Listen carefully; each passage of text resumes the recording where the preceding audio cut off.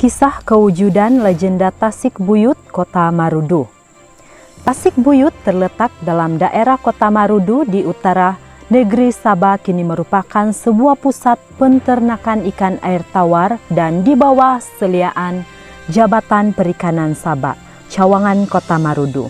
Namun kisah kewujudannya seakan dilupakan dan hanya berdiri sebagai sebuah tasik untuk tujuan penyelidikan dan penternakan semata-mata. Namanya tidak sehebat Tasik Chini di Pahang yang sinonim dengan kisah naga yang mendiami tasik tersebut.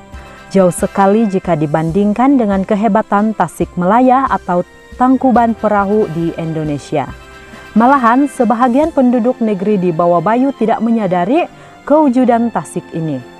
Namun Tasikbuyut tetap berdiri sendiri menyulam cerita ketelanjuran manusia yang dibuai nikmat dunia hingga menyimpang dari amalan hidup seharian.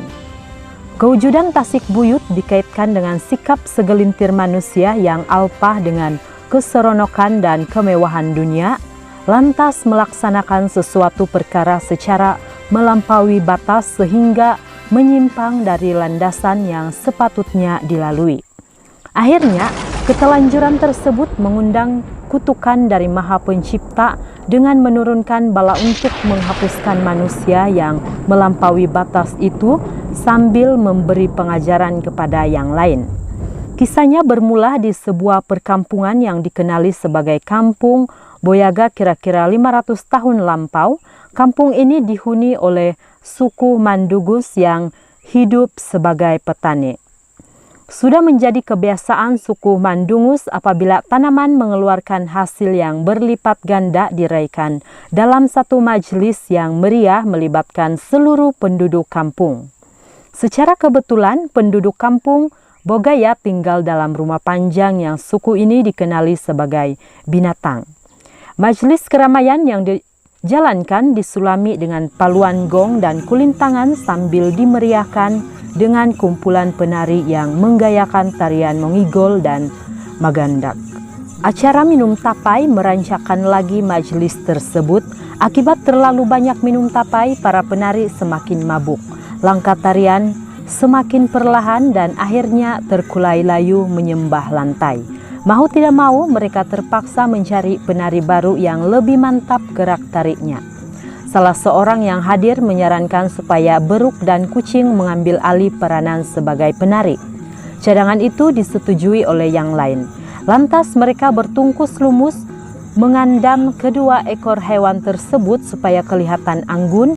Ternyata bakat menggandam suku Mandungus sememangnya hebat.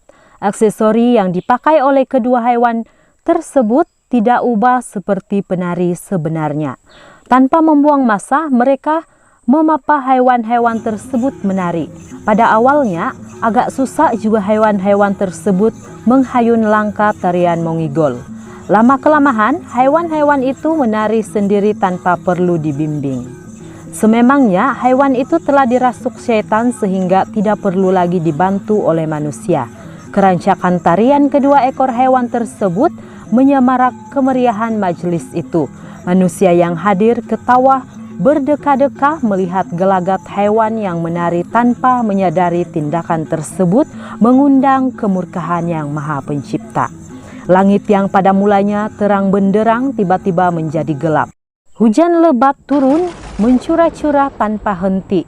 Kilat sambung menyambung, guru berdentum-dentum, namun manusia yang tengah lekah bersukaria sedikit pun tidak menghiraukan perubahan alam tersebut. Hanya seorang dua yang mula merasakan kelainan, mula mengasingkan diri mencari tempat yang lebih selamat. Setelah 3 hari 3 malam hujan turun dengan lebatnya, tanah mula menjadi lembut. Rumah panjang mula bergoyang-goyang dan mula menyusut ke bawah. Tanpa menyadari apa yang berlaku, penghuni rumah panjang terus leka bersukaria. Apabila lantai dibasahi air, barulah sebahagian dari mereka sadar bahaya yang bakal menimpa. Namun semuanya sudah terlambat. Mereka tenggelam bersama seluruh isi rumah panjang. Setelah rumah panjang tersebut tenggelam sepenuhnya, palungan gong masih kedengaran sayup-sayup di dalam bumi. Bagi mereka yang terselamat, satu pengajaran yang amat bernilai telah mereka perolehi pada hari tersebut, yaitu melampaui batas pasti akan mendapat balasan. Alangkah eloknya jika kisah kewujudan tersebut diwar-warkan dan Tasik itu sendiri ditambah nilai menjadi sebuah pusat pelancongan di utara Sabah. Oke, demikianlah itu sahaja mitos ataupun legenda yang dapat saya kongsikan kepada kamu pada hari ini. Semoga ini memberikan pengetahuan baru bagi kita sebagai rakyat di Sabah, dan kita akan bertemu lagi di video akan datang. Selamat bertemu kembali. Bye-bye.